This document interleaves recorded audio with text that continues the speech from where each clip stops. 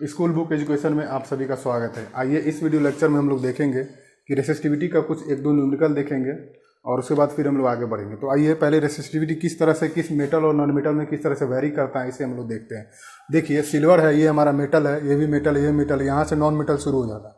तो हम लोग क्या देख रहे हैं कि जैसे जैसे मेटल में है, आप लोग एनसीईआरटी की बुक में भी दिया, देखिए ये मेटल हमारा सिल्वर है। सिल्वर में देखिए 1.6 × 10⁸ ओम मीटर जो है ये हमारा होता है रेसिस्टिविटी। उसी तरह देखिए कॉपर में देखिए 1.7, उसके बाद देखिए आयरन में देखिए 9.7।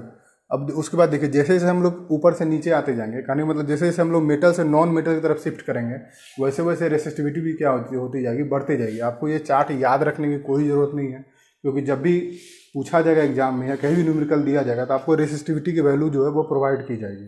ठीक है, अब देखिए अब हमारे पास एक न्यूमेरिकल है जिसमें क्या देखिए यहाँ क्या लिखा है, a copper wire of length 2 metre and cross sectional area जो है वो 1.7 × 10⁶ metre square has a resistance of 2 × 10⁻² ohm. Okay, तो आप इसका रेसिस्टिविटी कैलकुलेट कीजिए। देखिए इसे बनाने के लिए सबसे अच्छा आप इस तरह से बनाएंगे। देखिए पहले हम लोग जो जो डाटा दिया हुआ, देखिए एल की वैल्यू दी हुई है 2 मीटर, तो हम लोग लिख लेंगे। क्रॉस सेक्शनल एरिया हमें दिया हुआ, कितना दिया हुआ 1.7 × 10⁻6 मीटर स्क्वायर। उसके बाद देखिए रेसिस्टेंस हमारा दिया हुआ है, आर की वैल्यू दी हुई है 2 × 10⁻² ओम।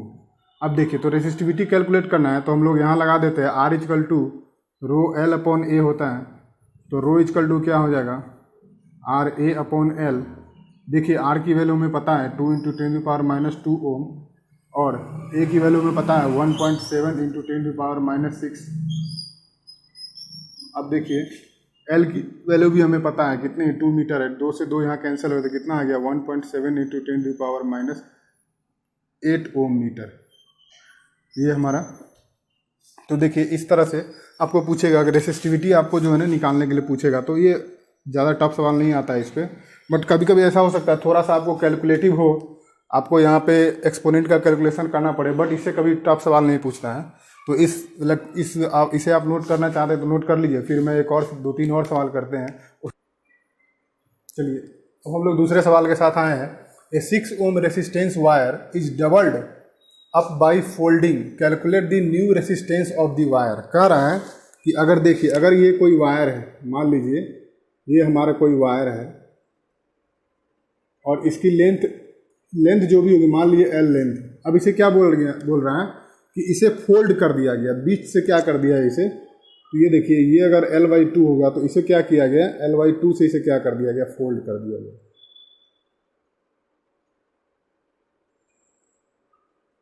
अब देखिए इसके जगह पे अगर हम लोग इस तरह से यहाँ देखिए ये है, इसके जगह पे अगर हम लोग यहाँ इस, तो ये हमारा वायर इस तरह से बिहेव करेगा, ये क्रॉस सेक्शनल एरिया देखिए इस तरह से हमारा बिहेव करेगा। देखिए तो पहले हमारा L था, अब हमारे पास क्या हो गया L/2 हो गया, ये हमारा लेंथ क्या हो गया L/2 हो गया। और देखिए पहले एरिया A था, अभी एरिया ये A और ये A दोनों मिल के क्या हो जाएगा, हमारा एरिया हमारा हो जाएगा 2A। तो अब देखिए तो अगर हम इसके अकॉर्डिंग देखें तो R इजकल टू क्या होता है, R इजकल टू होगा रो L अपॉन A। ठीक है, अब ध्यान दीजिए यहाँ पे हमारे पास R कितना, R की वैल्यू दी हुई है 6 ओम, तो रो L अपॉन A। ठीक है, ये इक्वेशन 1। अब देखिए दूसरा देखिए अगर इसके अकॉर्डिंग हम लोग देखें तो हम लोग इसका जो रेसिस्टेंस है, इसके रेसिस्टेंस की वैल्यू हम लोग R' ले लेते हैं। क्या ले लेते हैं इसके रेसिस्टेंस की वैल्यू R'। तो देखिए R' इजकल टू क्या होगा रो L हमारा क्या हो गया L/2 और एरिया हमारा क्या हो गया 2 गुना हो गया। तो इसको हम लोग फिर से सॉल्व करेंगे तो क्या आएगा रो L अपॉन 4A।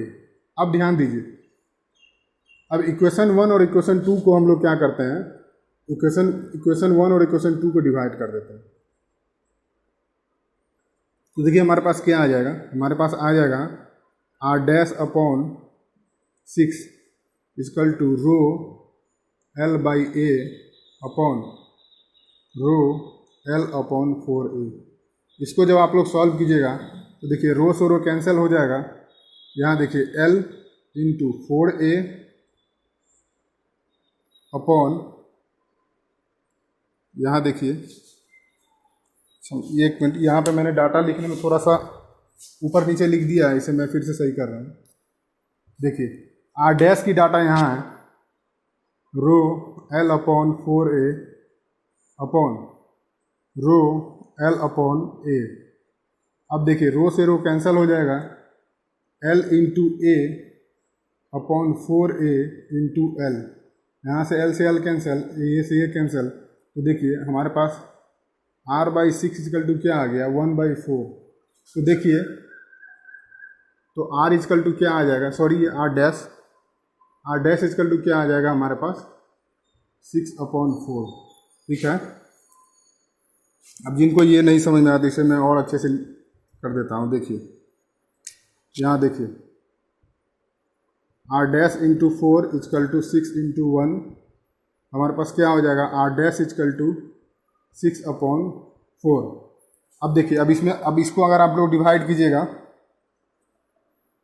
तो आप इसको डिवाइड कीजिए, 6 का डिवाइड करते हैं तो 1 टाइम्स 4 2, यहाँ पे कितना आ जाएगा, देखिए 2 आएगा, फिर आप यहाँ डेसिमल आएगा, फिर 5, यानी कितना आ जाएगा मेरा 1.5 ओम। ध्यान दीजिए हमारे पास जो देखिए एक इस चीज़ को देखिए आप लोग कि देखिए R इजकल टू क्या था, रो एल अपॉन ए। हम लोगों ने क्या किया, रेसिस्टेंस को लेंथ को कम किया और एरिया को बढ़ाया। तो इस तरह से हम लोग क्या देख रहे हैं कि हम लोगों ने जो भी काम किया, दोनों काम जो किया वो ओवरऑल रेजिस्टेंस को घटाने के लिए किया। तो देखिए ओवरऑल रेजिस्टेंस क्या हुआ हमारा, वो क्या हो गया, घट गया। तो हमारे पास ओवरऑल रेजिस्टेंस यहाँ इसकी आर डैश की वैल्यू आ जाएगी 1.5 ओम। जिन्हें नोट करना है नोट कर लीजिए इसे। अब देखिए अब हमारे पास एक ये सवाल जो है ये बहुत ही ज़्यादा इम्पोर्टेंट सवाल है। अब ये देखने में लग रहा है थोड़ा सा बहुत सिंपल लग रहा है। देखिए ये क्या बोल रहा है कि अगर हमारे पास कोई वायर है जिसकी लेंथ L है, ध्यान दीजिए, अगर हमारे पास कोई वायर है जिसकी लेंथ L है, ठीक है, तो हम लोग इसका मान लेते हैं, जूम कर लेते हैं, क्रॉस सेक्शनल एरिया A है और इसका रेसिस्टेंस क्या है, R है। ठीक है। अब ये बोल रहा है इसी वायर को, ध्यान दीजिएगा, इसी वायर को हमने क्या किया, इसे खींच के लंबा कर दिया। इसी वायर को हमने क्या कर दिया, खींच के लंबा कर दिया। अब पूछ रहा है कि इसकी रेसिस्टेंस क्या होगी अगर इसका लेंथ हमने क्या कर दिया, 12 कर दिया। ध्यान दीजिए इसका लेंथ हमने 12 कर दिया। अब देखिए ये तो हमें पता, देखिए यहाँ देखिए रेसिस्टेंस के लिए हमें क्रॉस सेक्शनल एरिया में पता होना चाहिए, बट यहाँ पे हम ये पता नहीं कर पा रहे हैं कि क्रॉस सेक्शनल एरिया जो है वो किस तरह से वेरी कर रहा है, वो कैसे वो क्या कहते हैं, यहाँ A2A ले या 3A ले या किस तरह से ले, या क्रॉस सेक्शनल एरिया तो कम हो गया तो A/2 ले या A/3 ले, किस तरह से ले। तो अब देखिए इसको किस तरह से बनाएंगे, ध्यान दीजिए हमारे पास शुरुआत का रेजिस्टेंस क्या है जो हमें पता है, शुरुआत का resistance R equal to rho L upon A। ध्यान दीजिएगा। अब देखिए इस बात को इसको मैं फिर से बताऊं, जैसे L के टू वैल्यू मुझे पता है कि L जो है वो L/2 हो गया, बट एरिया किस तरह से वेरी कर रहा है ये मुझे दिया ही नहीं हुआ। तो जब ये नहीं पता है तो हम लोग किस तरह से रेजिस्टेंस को कैलकुलेट करेंगे। तो एक काम करेंगे ना, हम इस एरिया को जो है वो कांस्टेंट में कन्वर्ट कर देंगे।